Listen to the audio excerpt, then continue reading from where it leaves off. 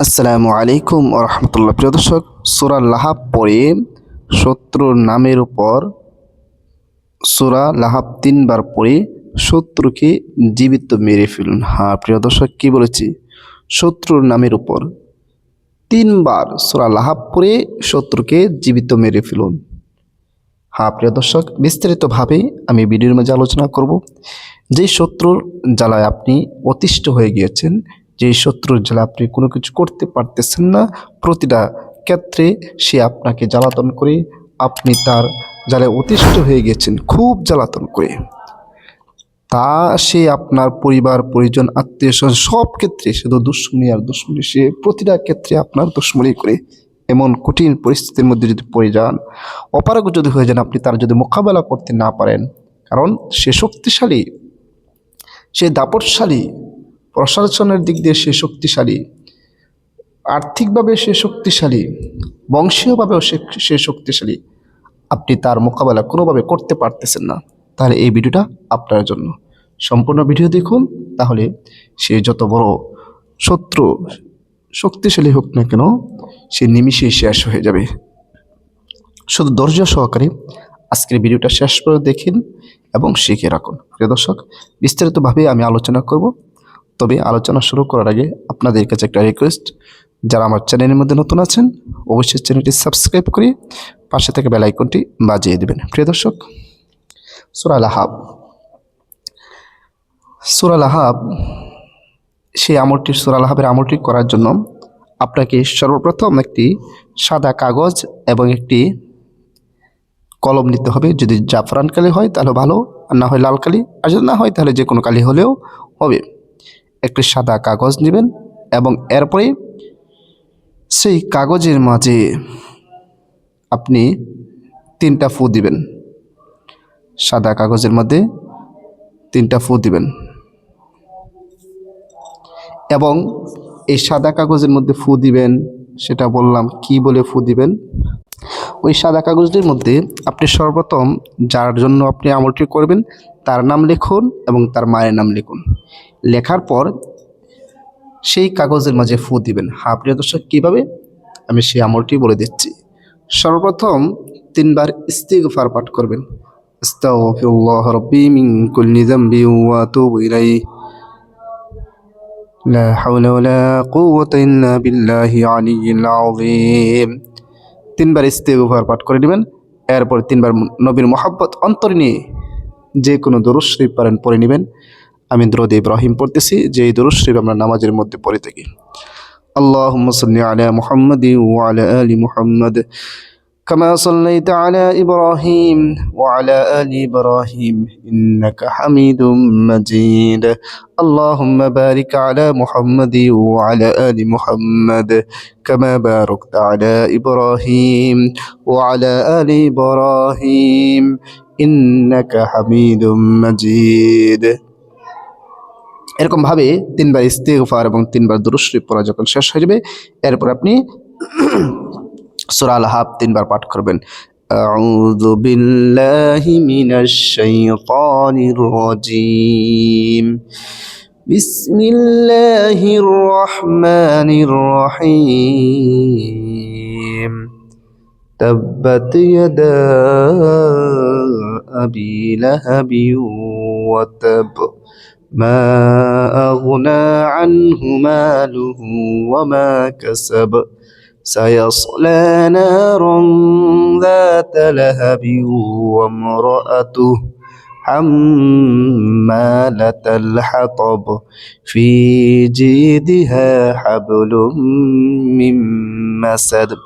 একবার পড়ার পর যে সাদা কাগজের মধ্যে শত্রুর নাম এবং মায়ের নাম লিখেছেন সেটার মধ্যে একটি ফু বা দম করবেন, আবারও পড়বেন, পরে সেই কাগজের মধ্যে একটি ফু বা দম করবেন। 3 বার পরে সূরা লাহাব 3 বার সহি শুদ্ধভাবে পড়বেন। প্রথমবার আউযু বিল্লাহ বিসমিল্লাহ পড়বেন, পরেরবার শুধু বিসমিল্লাহ পড়ে 3 বার পরে 3টি ফু দিবেন সেই সাদা কাগজের মাঝে, এবং শেষে আবারও যে কোনো দরুদ শরীফ পারেন 3 বার পড়ে নেবেন। সাল্লাল্লাহু আলাইহি ওয়াসাল্লাম, সাল্লাল্লাহু আলাইহি ওয়াসাল্লাম, সাল্লাল্লাহু আলাইহি ওয়াসাল্লাম।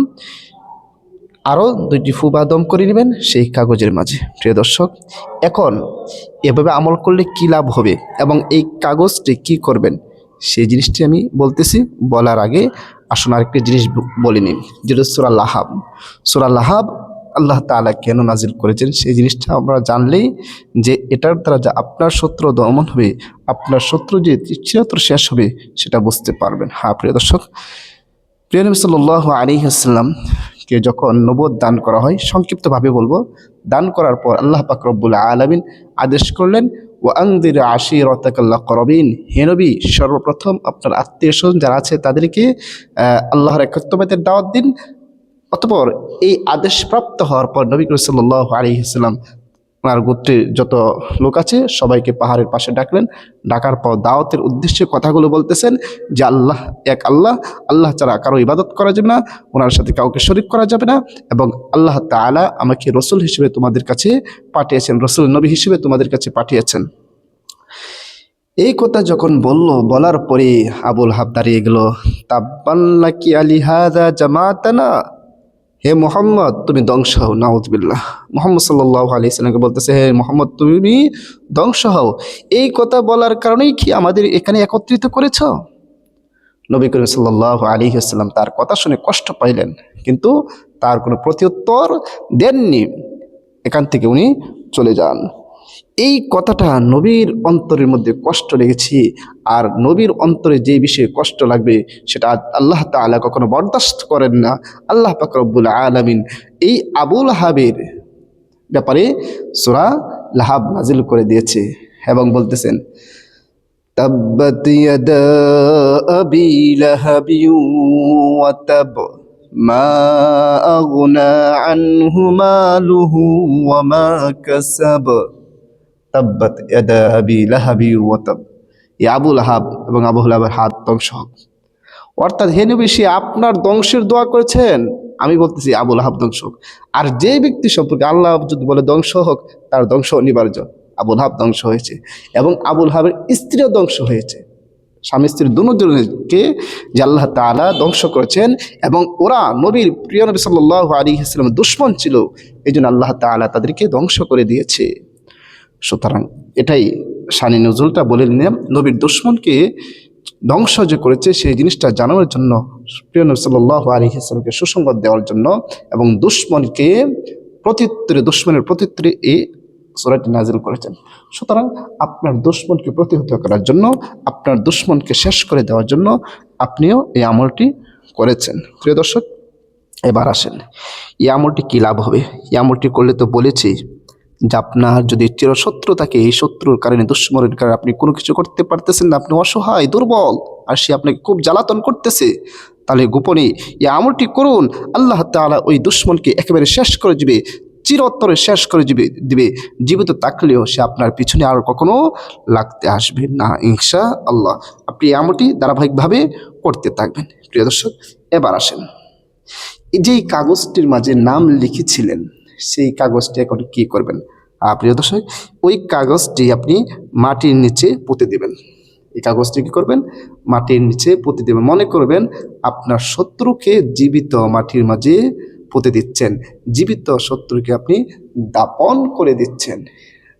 এই নিয়তটা আপনি করবেন, আল্লাহ তাআলা আপনার শত্রুকে চিরতরে শেষ করে দেবে ইনশাআল্লাহ। হ্যাঁ প্রিয় দর্শক, আমলটি আপনি যখন অপারগ হওয়ার আগ পর্যন্ত আমলটি কখনো করবেন না। খুবই কার্যকরী একটি আমল, পাওয়ারফুল একটি আমল। প্রিয় দর্শক, আরেকটি জিনিস বলে নিই, আমার আমল করার জন্য, ভিডিওটি আমল করার জন্য আমার কাছে অনুমতি দিতে হবে না, আপনাদের অনুমতি দিয়ে দিচ্ছি। কারণ কমেন্টস করবেন, বলবেন অনুমতি চাই, আর আমি সেটার রিপ্লাই দিতে যে দেরি হয়ে যাবে, সেটার দরকার নেই। কমেন্টসের রিপ্লাই দিতে একটু দেরি হয়, ব্যস্ত থাকি, এই জন্য আপনাদের অনুমতি দিয়ে দিচ্ছি। তবে একটি শর্ত দিচ্ছি, দয়া করে এই ভিডিওটার মধ্যে একটি লাইক করবেন, কমেন্ট করবেন, আর ভিডিওটা শেয়ার করে দেবেন। এই শর্তটা যদি আপনি মেনে নেন, আপনার অনুমতি দেওয়া হয়ে গেছে, আপনাকে আমার কাছে অনুমতি নিতে আর হবে না। প্রিয় দর্শক, আশা করি এই কার্যকরী পাওয়ারফুল ক্ষমতা সম্পূর্ণ আমলটি শিখতে পেরেছেন। প্রিয় দর্শক, সবাইকে অসংখ্য ধন্যবাদ ভিডিওটি দেখার জন্য। আসসালামু আলাইকুম ওয়া রাহমাতুল্লাহ।